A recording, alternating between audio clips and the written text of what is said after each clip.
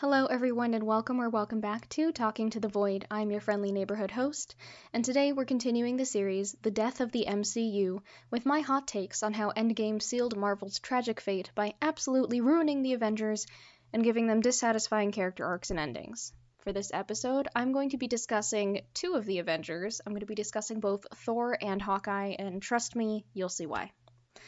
Let's start out by talking about Thor's Endgame arc.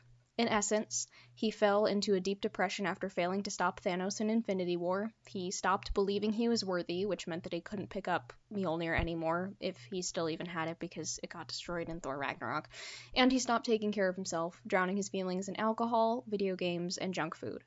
Although there was a lot of potential, really, to explore Thor's emotional growth with this arc, he was ultimately reduced to a fat joke, which was both disappointing on a character level and on a writing level because body shaming is not okay, even in fictional works. Why? Because it normalizes the practice and that translates into real life. And I was just very disappointed with that because there was so much potential there yes, they did the bit of showing that he's still worthy, but for the most part, they just treated him as a fat joke, and that was really disappointing. Anyway, what I think should have happened in Endgame is a swap between Hawkeye's arc and Thor's arc, so let me briefly explain Hawkeye's Endgame arc then. Hawkeye's Endgame arc is comparatively simple and non-problematic. It's a vigilante/revenge arc. His family died in the snap, and to cope, he turned to hunting down bad people as a vigilante and killing them.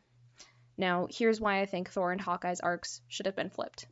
Firstly, Thor, as an Asgardian, has a higher alcohol tolerance than the average human due to Asgardian physiology, and I feel like maybe the writers forgot that, or perhaps the point is that he was drinking so much that his Asgardian physiology didn't really matter at that point and he still got drunk.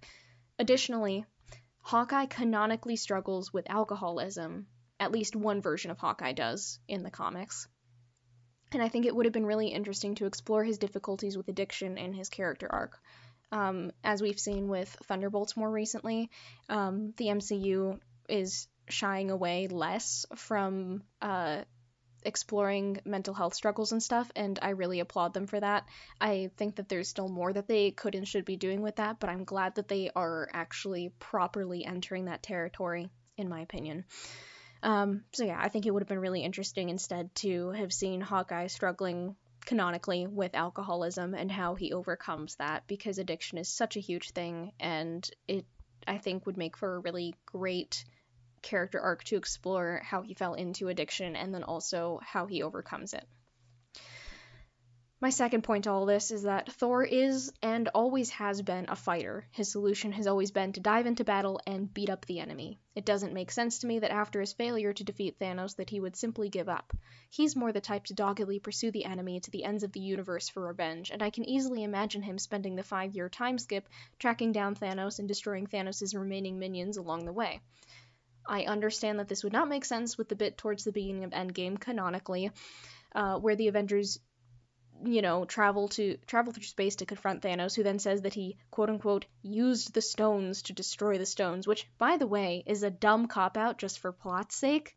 But even with that, Thor is not the type to give up. Yes, he beheads Thanos in anger after that bit, which, I mean, valid, because what the frick do you mean you use the stones to destroy the stones? That's BS. But even with him beheading Thanos, I feel like that wouldn't be the end for him of this arc, and that he would go further with his revenge and whatnot and keep searching for stuff.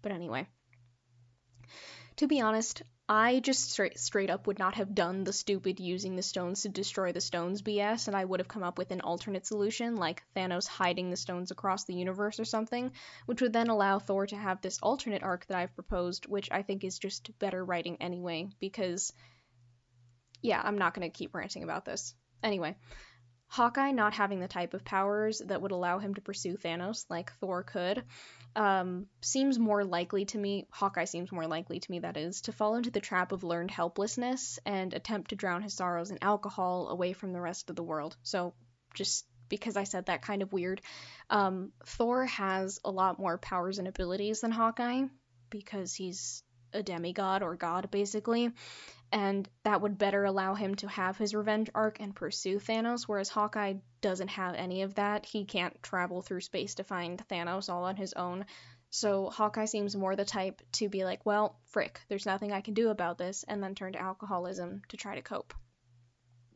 So anyway, because, oh wait, hold on, I lost my place here.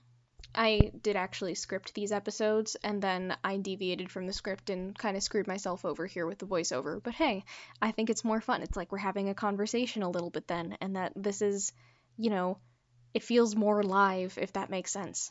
It's more podcasty and true to form rather than just me reading off a script. But anyway, because of the whole learned helplessness thing, I said his character arc, Hawkeye's character arc, then would be him working to sober up and find the value in living again. That would be his thing. Ideally with the help of Natasha, since they had such a close relationship, and I feel like we didn't explore that nearly enough in previous films. Like, yes, a little bit, but then there was the whole weird, like, romance thing between the Hulk and Black Widow. It just got bizarre. And I would have liked to have seen Nat and Clint's friendship. Anyway, my point being, because of the ability and personality differences between these two characters, I believe it would have been more fitting to swap Thor and Hawkeye's character arcs in Endgame. I also want to address the thing that I said earlier in a previous episode about Thor being the one to do the snap instead of Iron Man. Thor is a god, not a human, and is more likely to survive the snap because of his strength. And being me, I want a happy ending for our beloved Avengers, whereas few of them as possible end up dying, which would make Thor a good candidate for the snap. Not only would Thor's godly power allow him to survive, but Thor being the one to snap is fitting because he failed to kill Thanos the first time around, and this would be him finally completing his revenge against Thanos. Like, yes, everybody technically lost. It was an everybody loses situation at the end of Infinity War, but Thor was the one who could have dealt the final blow and didn't, and so I feel like it would have been really fitting for him to have gotten his proper revenge by being the one to deal the big FU blow to Thanos at the end of Endgame. Anyway, that was my very long-winded, rambly, and partly off-script episode. That is all for this episode of The Death of the MCU. I hope you enjoyed it. If you did, please like this video and consider subscribing to my channel so that you don't miss my upcoming videos in this series. I hope you enjoyed the slightly rambly additional format to this that was unexpected, but hey, hopefully it was funny. Anyway, thank you for watching. I will see you in the next one. Sending you all the love.